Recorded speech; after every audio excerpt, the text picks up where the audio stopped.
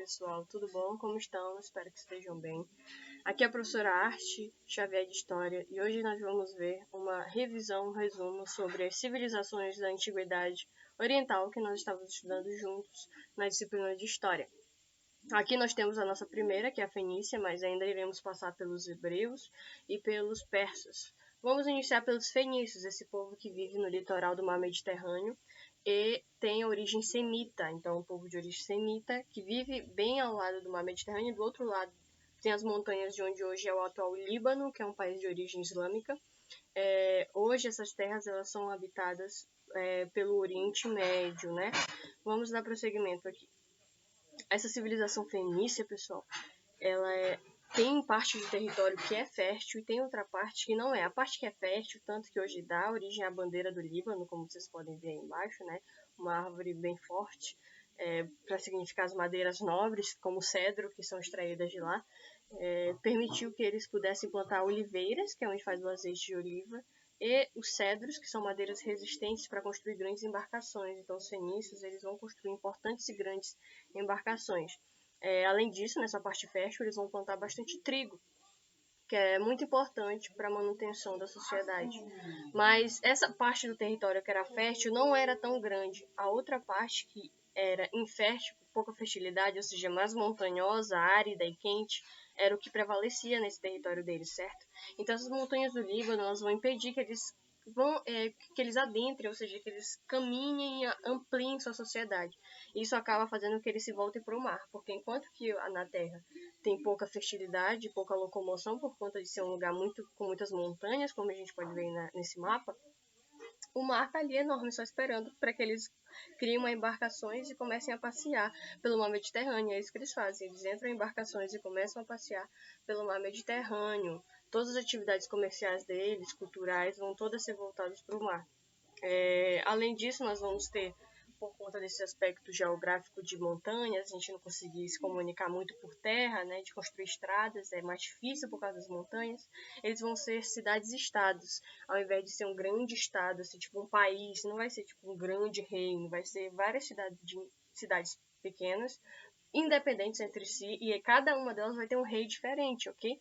E nelas vai ter em comum que irão ter assembleias com os mais ricos e influentes da região, além de ter os sacerdotes, porque a religião ela é sempre muito importante. Então, religião, economia e política vão se unindo nessas cidades para que formem pequenas cidades-estados que são independentes entre si, apesar de ter a questão dos fenícios, eles não eram um grande reino, ok? Como é que a gente pode entender a pirâmide social dos fenícios? Aí nós temos a foto de uma armadura de bronze fenícia, né? Eles eram importantes guerreiros, então eles sabiam fazer bonitas armaduras, né? Armaduras resistentes de bronze.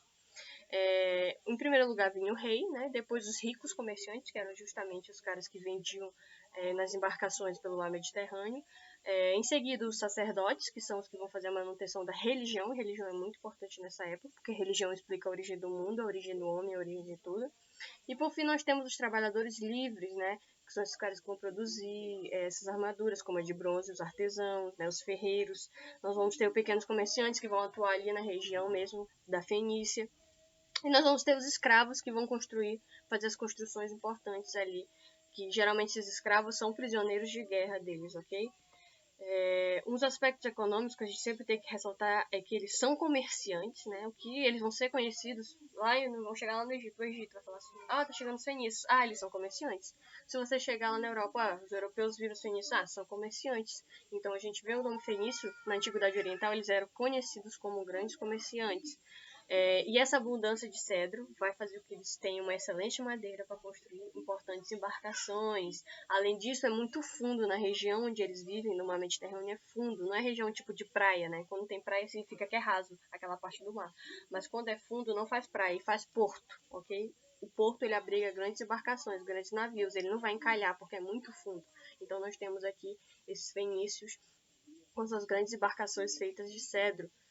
O que a gente pode saber de importante, né? No artesanato, ali nós vemos vários itenzinhos que eles fazem. Eles fazem o cedro, o cipreste, o pinho, construções de embarcações, olha a moeda fenícia, né? Eles, como tem um comércio muito bem desenvolvido, eles já têm uma produção de moedas muito importante. Joias, tecidos, perfumaria, vidraçaria. Então eles vão ser ótimos comerciantes, eles vão vender muitos produtos diferentes. Até objetos de marfim, né? Então as pessoas vão conhecer bastante os fenícios ao longo do mar Mediterrâneo. Essa civilização fenícia, como a gente pode notar, ela também vai ter uma proximidade com a tinta, né, para vender e tingir os tecidos. Então essas tintas que vão tingir esses tecidos vão ser vendidas pelos fenícios. Eles traíam da glândula de um molusco essa tinta. Esse molusco era chamado de múrice, que é isso que a gente está vendo aí, a concha do caramujo múrices. Essa concha a gente extrai a tinta e vai ser usada para pintar os tecidos, ok? Que seria uma cor roxa, uma cor púrpura, né? Que vai tingir. Aí nós vemos como é que eles vão se expandindo, vão ganhando espaços, né? Vão indo para Cartago, para Gades, vão vendendo lá seus comércios e tudo mais.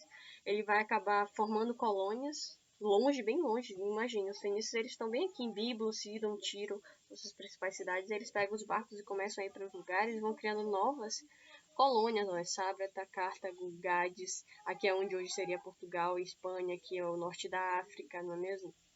Então eles vão para bastante longe do território de origem deles, vendendo ouro, prata, cobre, tudo. Olha aí, aqui é uns exemplos das navegações fenícias. Nós temos dois tipos de embarcações. Uma delas são os birremes, que são esses navios utilizados para guerra. Perceba que esses navios têm bastante remos, né, para eles serem rápidos, ágeis. Então as pessoas tinham muita gente só para remar nesses navios. E também tem os navios de navegações fenícias, que são chamados de navios de comércio.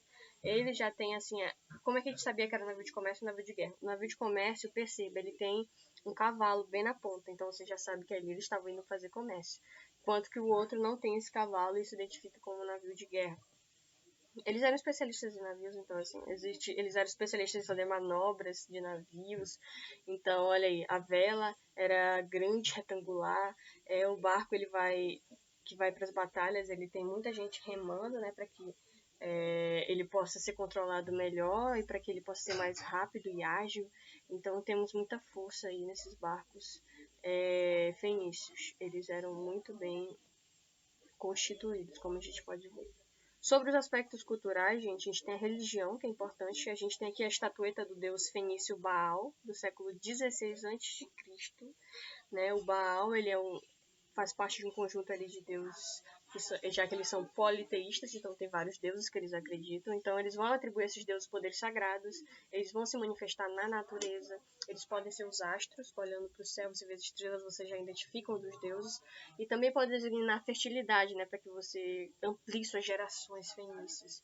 Além disso, a gente percebe que os fenícios eles são influenciados pelos egípcios, e isso faz com que eles acreditem na vida após a morte. E mumificar pessoas importantes, olha que legal. Como eles são influenciados pelos egípcios, eles entram em contato com os egípcios, eles acreditam em vida após a morte e passam a embalsamar, ou seja, a mumificar pessoas importantes. Quem seriam essas pessoas importantes? Os reis. Então eles começam a mumificar reis para que eles tenham vida após a morte. Lembrando que cada cidade-estado fenícia tem seu deus local, né? Eles são chamados de Baal e Balat, que são senhor e senhora, porque era proibido pronunciar seus nomes. Então, olha que interessante. Você só chama eles de Baal para o senhor e Baalat para a senhora, e você não pode pronunciar os nomes desses deuses, só fica com você.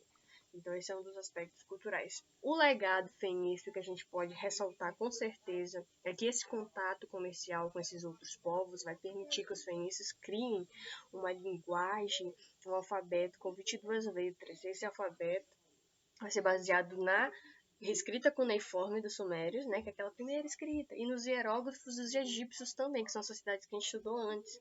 E além de adaptar algumas coisas em gregos, que eles vão acrescentar vogais. Então nós temos esse alfabeto com 22 letras, e isso é uma das grandes e importantes legados que os fenícios vão deixar até hoje, porque o nosso alfabeto, perceba, é muito baseado no deles. Muitas letras se parecem já aí, né? Nós já temos aí há milhares de anos antes de Cristo, mesmo assim a gente tem bastante influência fenícia no nosso alfabeto.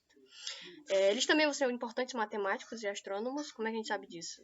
A gente sabe que eles são importantes matemáticos porque eles faziam barcos. Para você fazer barcos, você tem que fazer todo um cálculo, um planejamento desse barco, né? Então, eles não seriam bons construtores de barcos se eles fossem ruins em matemática, né? Porque o barco afundaria.